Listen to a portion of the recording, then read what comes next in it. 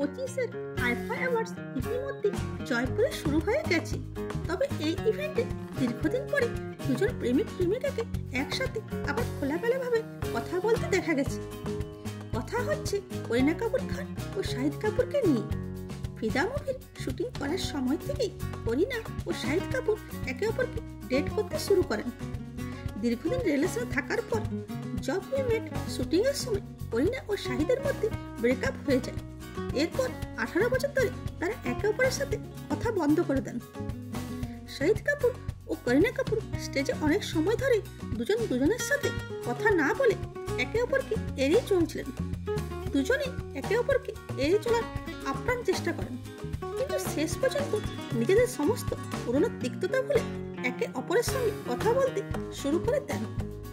করিনা ও শাহিদকে একসঙ্গে কথা বলার সময় দুজনকে খুবই খুশি দেখাচ্ছিল। এরকমই ভিডিও পেতে চ্যানেলটাকে লাইক, শেয়ার ও সাবস্ক্রাইব করুন। আর ফেসবুক, ইনস্টা থেকে দেখা থাকলে ফলো করুন। Thanks for watching.